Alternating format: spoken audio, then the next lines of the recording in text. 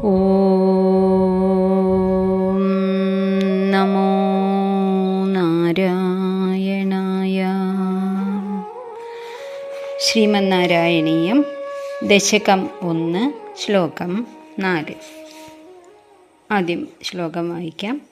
നിഷ്കമ്പേ നിത്യപൂർണേ നിരവധി പരമാനന്ദ പീയൂഷരൂപേ നിർലീനാനേകമുക്താവലി സുഭഗതമേ നിർമ്മലബ്രഹ്മസിന്ധൗ കല്ലോലോല്ലാസതുല്യം ഖലു വിമലതരം സത്വമാഹുസ്തദാത്മാ കസ്മാന്നോ നിഷ്കളസ്ത്വം സകല ഇതി വജസ്ത്വത്കലാസ്വേവ ഭൂമൻ. ശ്രദ്ധ വെച്ച് വായിച്ചില്ലെങ്കിൽ കാര്യമായിട്ട് മനസ്സിലാവാത്ത ഒരു ശ്ലോകമാണിത്. എന്നതിന് വിഷമമൊന്നുമില്ല, നമുക്ക് ഓരോ വാക്കായിട്ട് നോക്കാം. ഇതിൻ്റെ മൊത്തത്തിലുള്ള അർത്ഥം പറയുകയാണെങ്കിൽ, ബ്രഹ്മം തന്നെയാണ് ഗുരുവായൂരപ്പൻ, ഒട്ടും കുറവില്ല, പൂർണ്ണമായിട്ടുള്ള ബ്രഹ്മമാണ്. ആ ബ്രഹ്മം നിർഗുണ ബ്രഹ്മം എന്നാണ് പറയുക. ബ്രഹ്മത്തിനെ ജനങ്ങൾക്ക്, നമ്മളൊക്കെ മനുഷ്യന്മാരാണ്, നമ്മളുടെ രൂപത്തിലേക്ക് കൊണ്ടുവരാതെ പിടികിട്ടില്ല.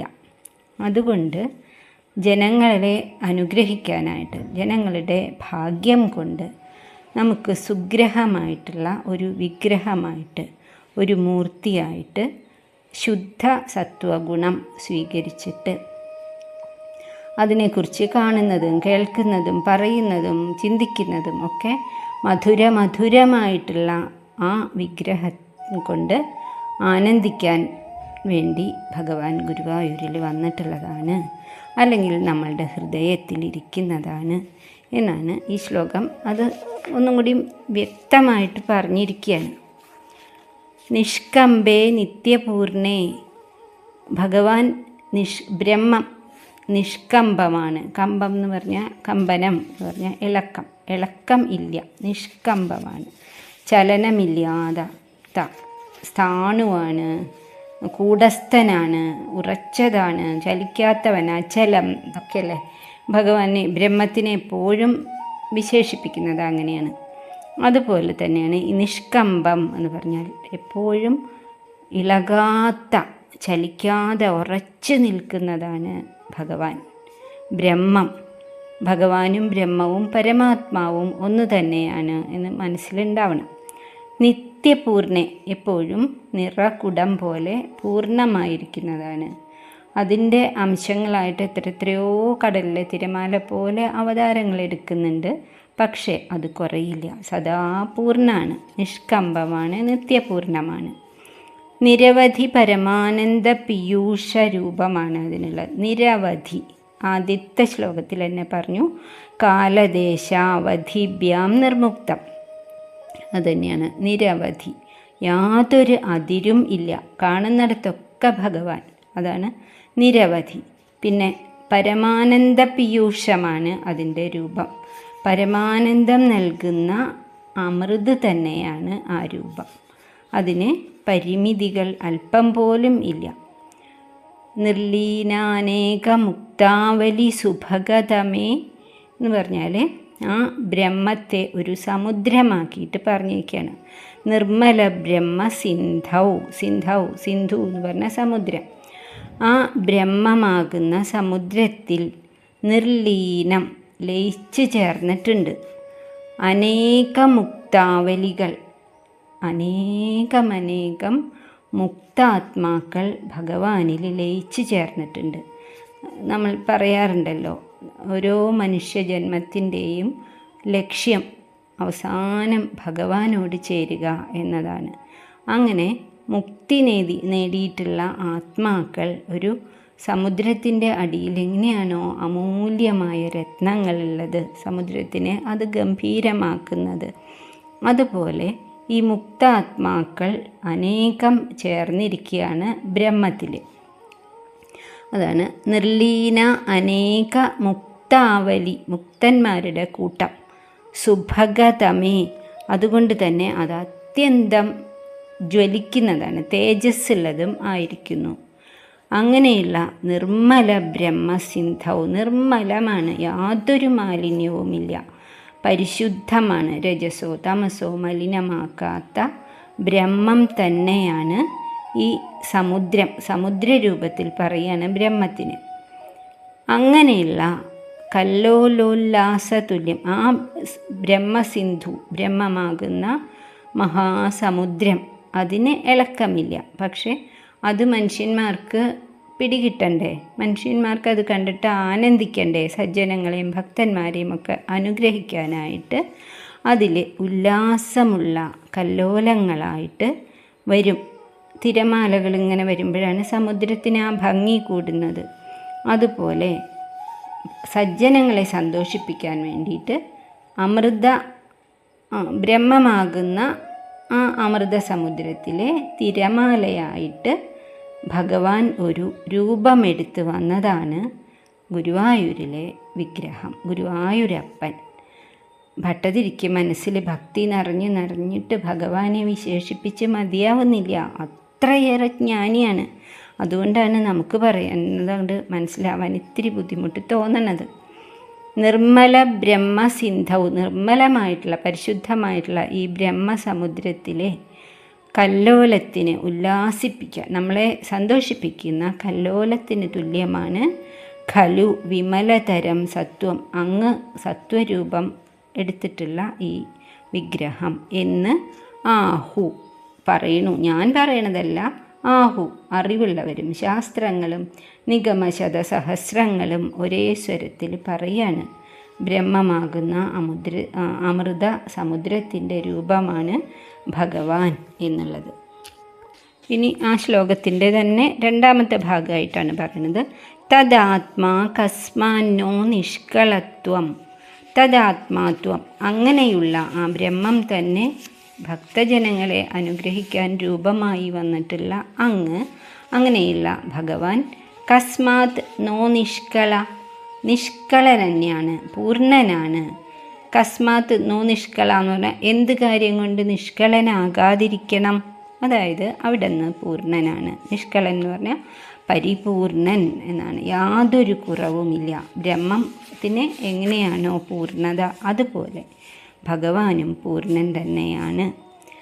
കസ്മാന്നോ നിഷ്കളസ്ത്വം, അവിടെ നിന്ന് എന്തുകൊണ്ട് നിഷ്കളൻ അല്ലാതിരിക്കണം, നിഷ്കളൻ എന്നാണ്, നിഷ്കളൻ തന്നെയാണ്, പരിപൂർണനാണ്.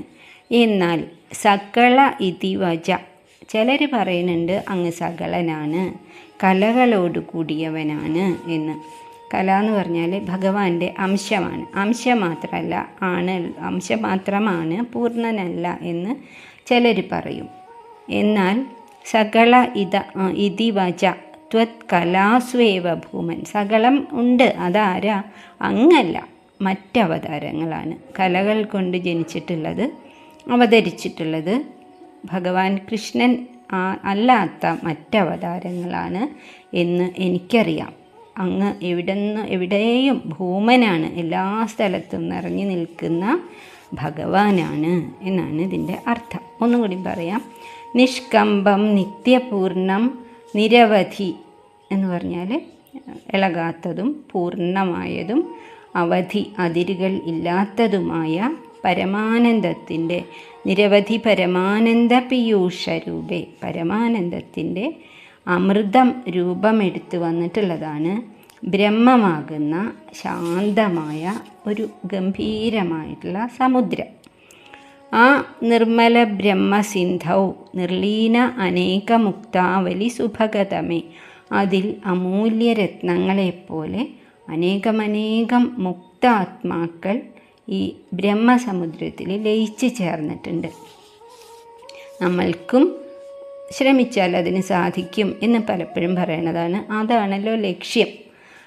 ഇത് മനസ്സിലാക്കാൻ ബുദ്ധിമുട്ടായതുകൊണ്ട് നിർമ്മല ബ്രഹ്മസിന്ധൗ കല്ലോലോല്ലാസതുല്യം, സജ്ജനങ്ങളെ ഭക്തന്മാരെ ഉല്ലസിപ്പിക്കാനായിട്ട് കല്ലോലമായിട്ട് തിരമാലയായിട്ട് ഖലു വിമലതരം ഏറ്റവും പരിശുദ്ധമായിട്ട്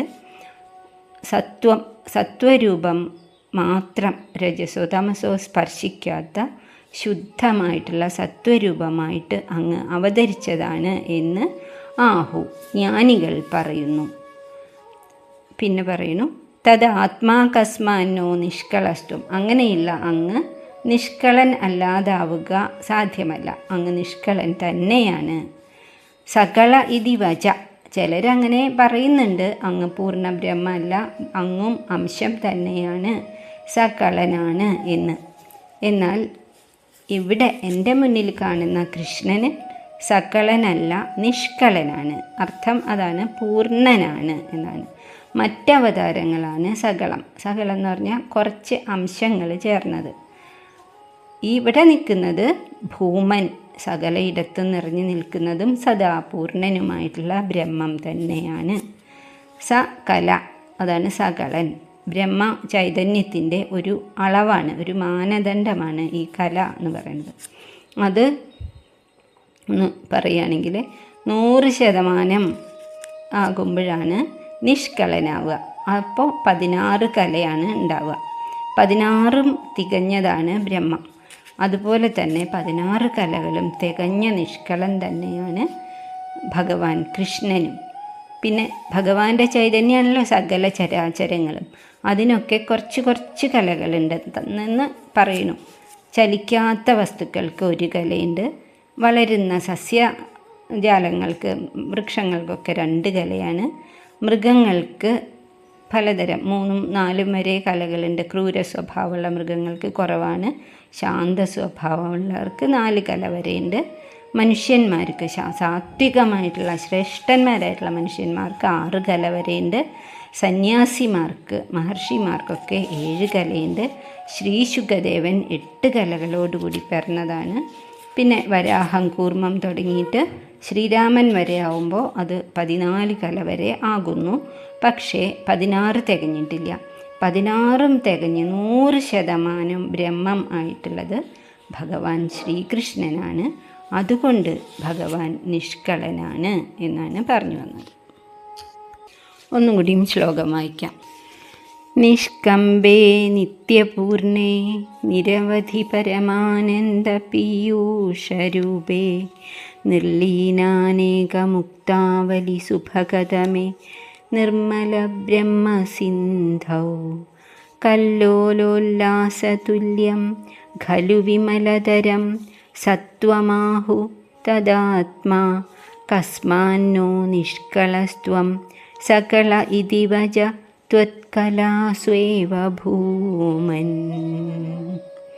ശ്ലോകം വെച്ച് അർത്ഥത്തോടുകൂടി നോക്കിയാൽ നന്നായിട്ട് മനസ്സിലാവും. ഭഗവാന്റെ ആ മാഹാത്മ്യം വർണ്ണിക്കുന്നത് തന്നെയാണ്.